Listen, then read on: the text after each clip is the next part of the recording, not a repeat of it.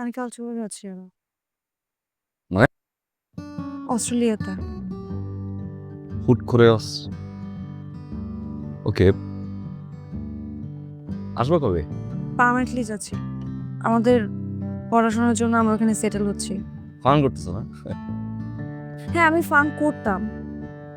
আমি যখন তোমার সাথে ফেসবুকে কথা বলতাম, তখন ওটা ফান ছিল। আমি যখন তোমার সাথে দেখা করতে যেতাম, সেটাও ফান ছিল। আমি শুরুতে এতটা সিরিয়াস ছিলাম না, এটা সত্যি কথা। আমার তোমার সাথে কথা বলতে ভালো লাগতো। সব ফ্রেন্ডদের বয়ফ্রেন্ড ছিল। আমার কোনো বয়ফ্রেন্ড ছিল না। ভাবতাম যে তোমার সাথে তো কথা বলতে ভালোই লাগতেছে। এইজন্য আমি কথা বলতাম। কিন্তু আস্তে, আস্তে আমি তোমাকে ভালোবেসে ফেলছি আরাফ। আমি যে তোমাকে এত ভালোবাসছি, সেটা আমি এখন বুঝতে পারতেছি। আমি কাল চলে যাচ্ছি।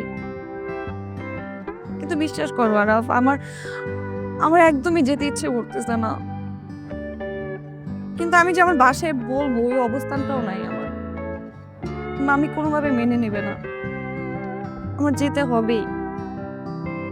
আমি জানি এখন আমার প্রতি তোমার ঘৃণা হবে। আমাকে তুমি ছেড়ে চলে যেতেই পারো। ওই রাইটস আমার আছে আরো। সেটা আমি রিক্সায় ঘোরাঘুরিটা খুব মিস করব। কলেজের সময় দাঁড়িয়ে থাকাটা খুব মিস করব। 10টা মিনিট দেখা করার জন্য ঘন্টার পর ঘন্টা ওয়েট করাটা মিস করব।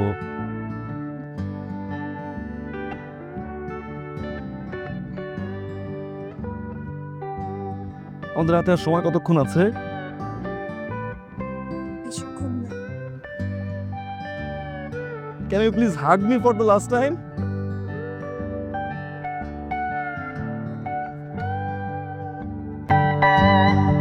I will miss you. I will love you. I will wait for you. Please forever. এটা আমাদের শেষ হাগ, রাইট?